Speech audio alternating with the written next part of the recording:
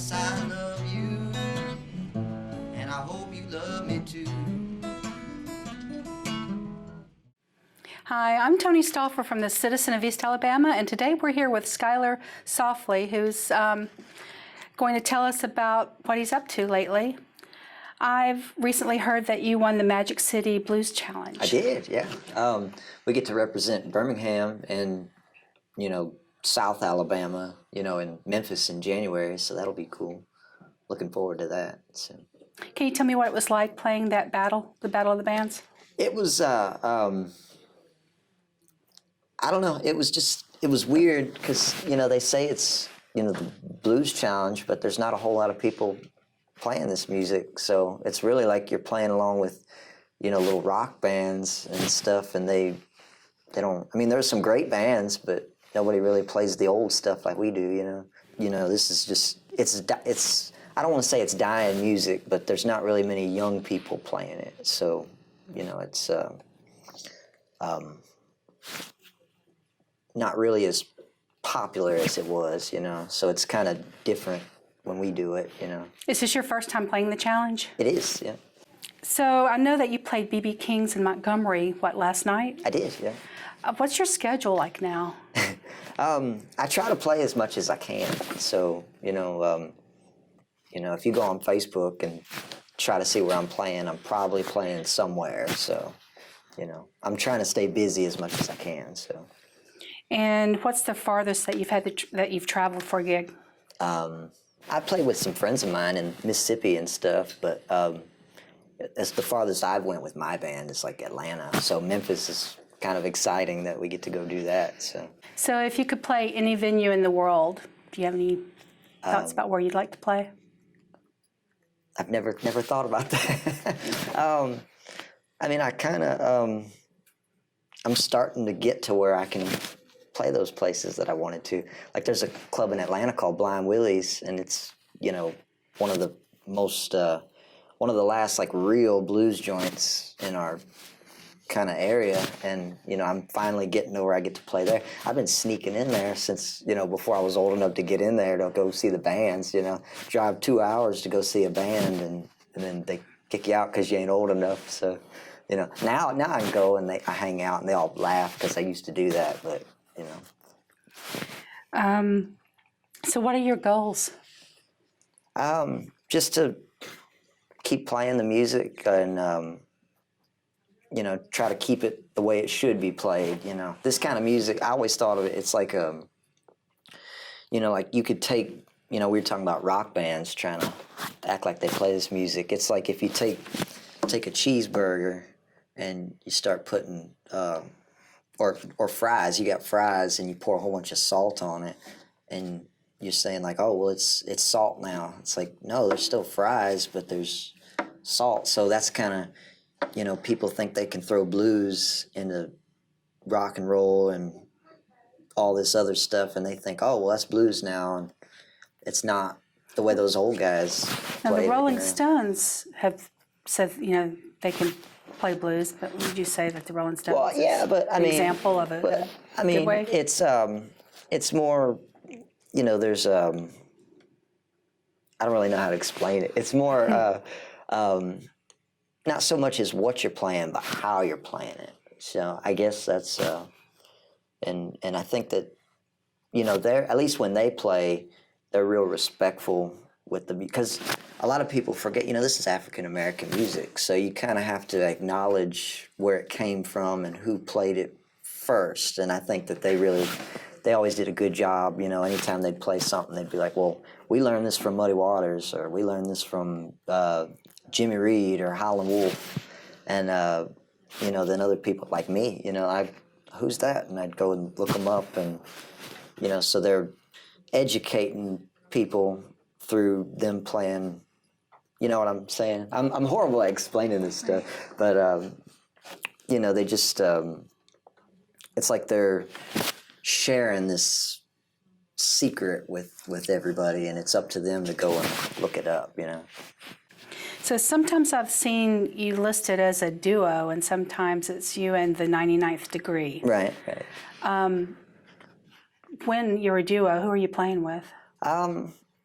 It's different every time. It really depends on who's already booked, because like the guys I play with, they play with other groups and stuff. So sometimes they might be playing, or they're out of town or something. So I'll call somebody else to play. But normally it's my bass player Heath Williamson. He plays the upright bass, so that's pretty neat to get to play with him. And I've also got lots of harmonica player buddies that play with me. So if I can't get him, then I've got different guys I can call to get through the gig. So How did the 99th Degree? How did you guys come up with that name? I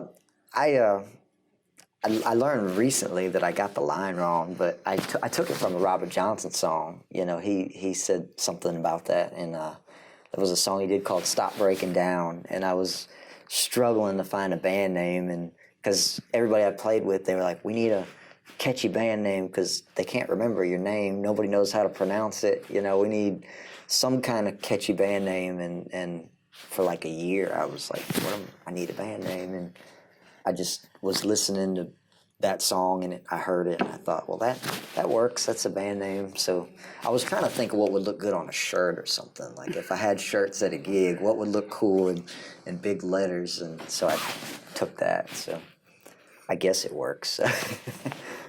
What would you, if you, for young musicians just starting out, what words of advice could you give them?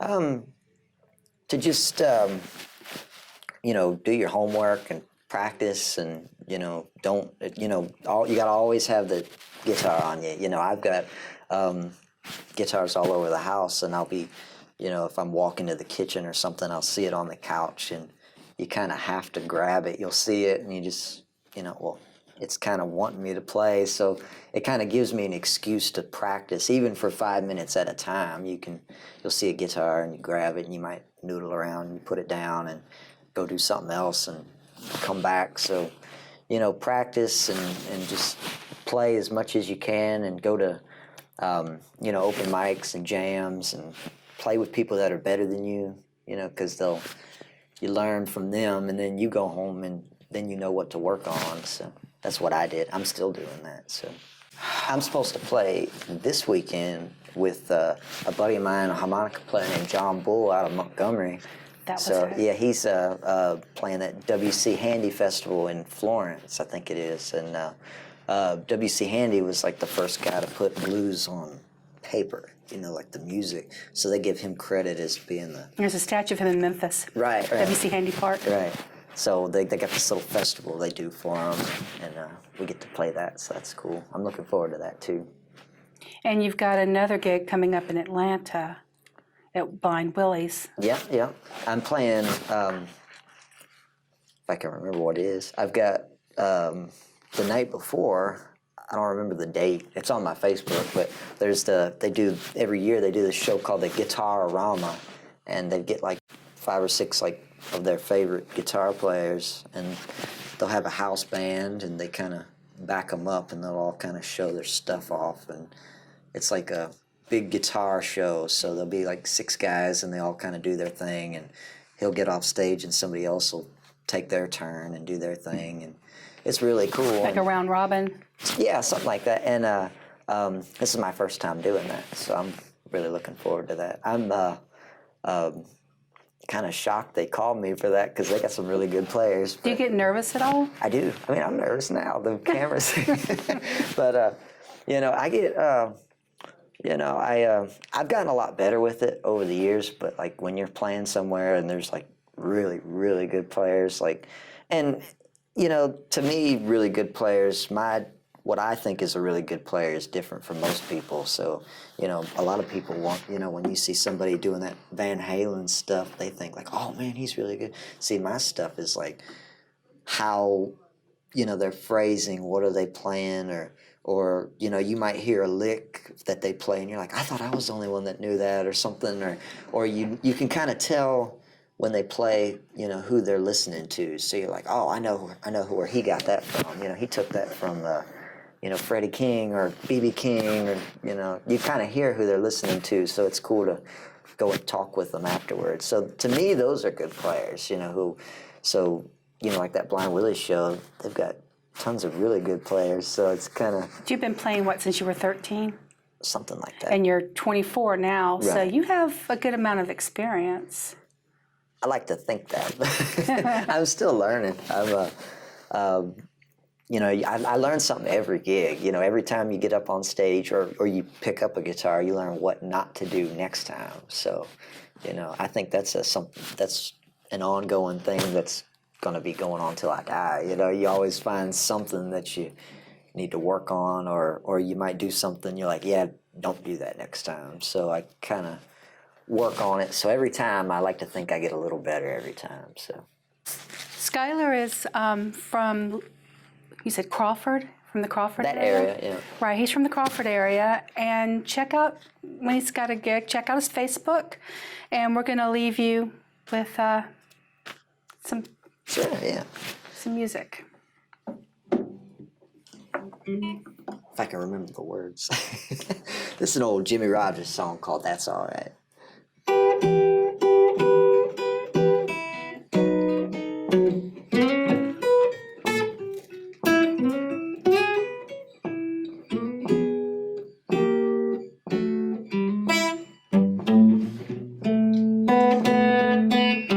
You told me, baby, once upon a time, you said if I'd be yours, you would sure be mine, but that's all right.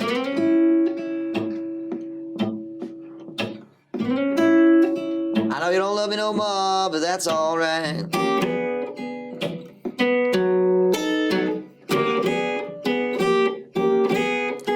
Every now and then I wonder who's loving you tonight.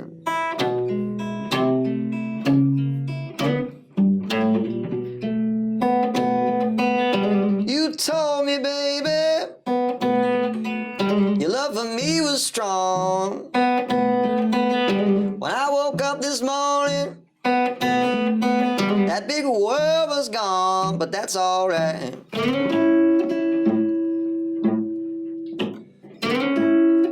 I know you don't love me no more, but that's all right.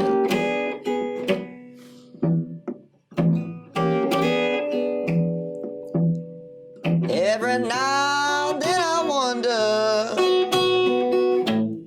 who's loving you tonight.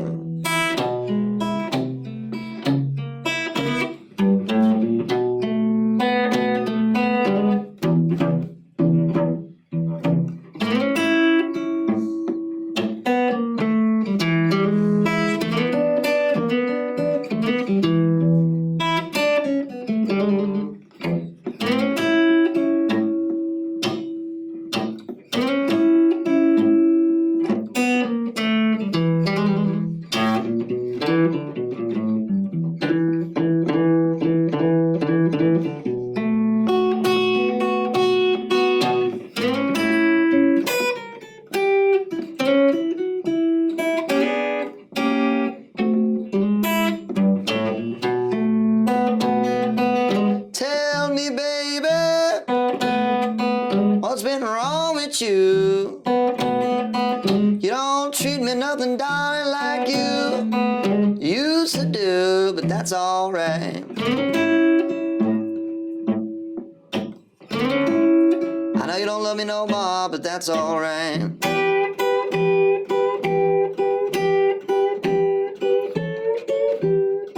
Every now and then I wonder who's loving you tonight.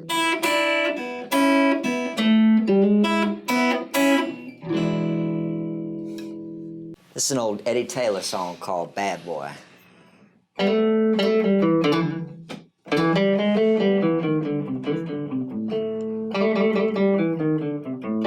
I'm just a bad boy, long, long way from home. I'm just a bad boy, long, long way from home. Well, I ain't got nobody, and got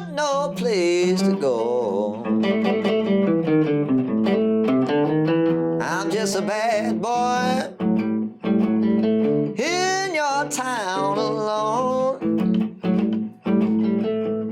Yeah, I'm just a bad boy in your town alone. Well, I ain't got nobody I can call my own.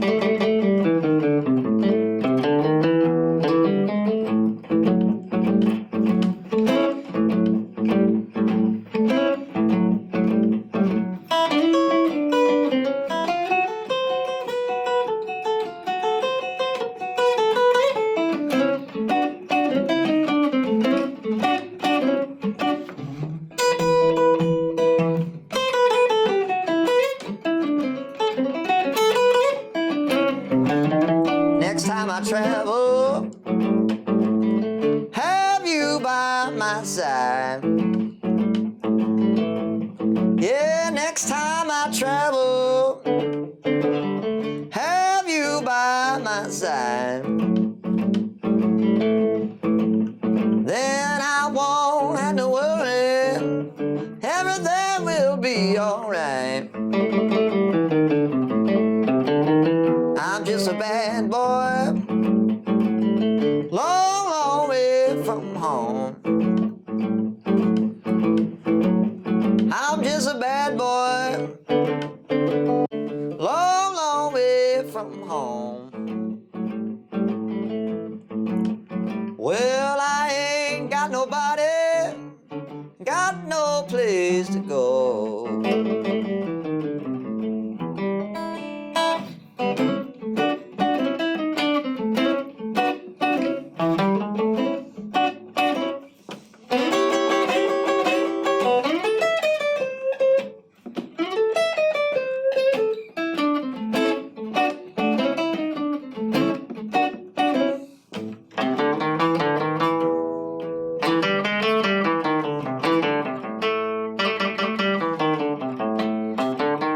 Next time I travel, have you by my side.